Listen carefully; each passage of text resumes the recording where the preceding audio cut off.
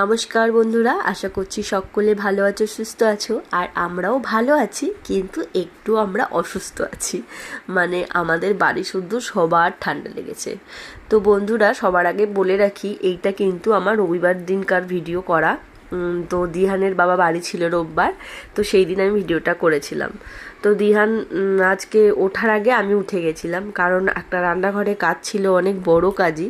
তো তার আগে আমি সকালবেলা উঠে ওর বাবার কাছে ওকে রেখে বলছিলাম, ছেলে যখন ঘুমাচ্ছে আমি নিচে যাই, নিচে গিয়ে টিফিনটা করে নিই আগে।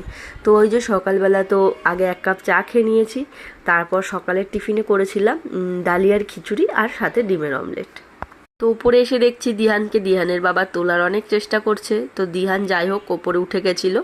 ওঠার পর ওকে একটুখানি ওই যে দিদানের সাথে আবার একটু গল্প করতে হয় তাকে জালনা দিয়ে।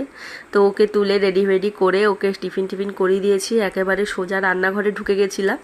তো ঢুকে যে আজকে কিছু সেরকম করিনি, আজ করেছিলাম মাংস, আর এখানে আছে মোরলা মাছ ভাপা আর মাছের মাথা দিয়ে পুঁই শাক।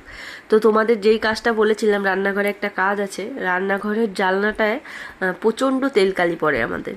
তো আজকে মা সেটাই পরিষ্কার করেছে। তো মা এর জন্য আমি সকাল সকাল টিফিনটা করে নিয়েছিলাম, তারপর মা ওটা পরিষ্কার করেছে, তারপরে রান্না করেছি।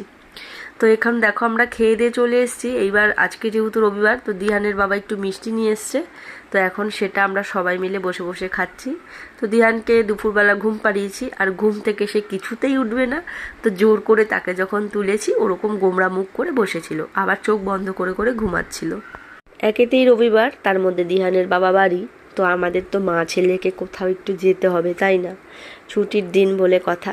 তো সন্ধ্যাবেলা সব কাজকর্ম গুছিয়ে দিহানকে একটু টিফিন করিয়ে নিয়ে আমরা বেরিয়ে গেছিলাম।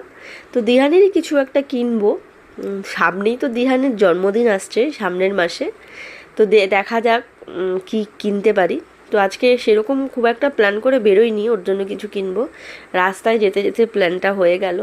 তো যাই হোক, যে মোড়ে ঢুকে গেছি, এখন মোড় থেকে ওর জন্য কিছু খাবার দাবার নেব, যেগুলো বাইরে পাওয়া যায় না সেগুলো এখানে পাওয়া যায়। তো আমরা এখান থেকে ওর জন্য যেগুলো বাইরে পাই না মুদিখানা দোকানে, সেগুলো আমরা এখান থেকে এসে নিয়ে যাই। আমার দিহান তো এখানে আসতে ভীষণ পছন্দ করে, কারণ বাইরে মুদিখানা দোকানে কাকুরা তো ওর হাতে কিছু একটা দিলেও পায়, কিন্তু এখানে কোনো কাকুর দরকার পড়ে না, ও নিজেরটা নিজেই নিয়ে নিতে পারে। এবার মোড় থেকে বেরিয়ে প্যান্টালুজে ঢুকবো, দিহানের কিছু জামা কাপড় কিনবো। আর সব থেকে একটা খুশির খবর হচ্ছে, এবার আর দূরে কোথাও যেতে হবে না, আমাদের কল্যাণীতেই হয়েছে বারবিকিউ নেশন, এখানে জমিয়ে খাওয়া দাওয়া করা যাবে। তো আজকের মতন ভিডিওটা এখানে শেষ করছি বন্ধুরা, বাই বাই।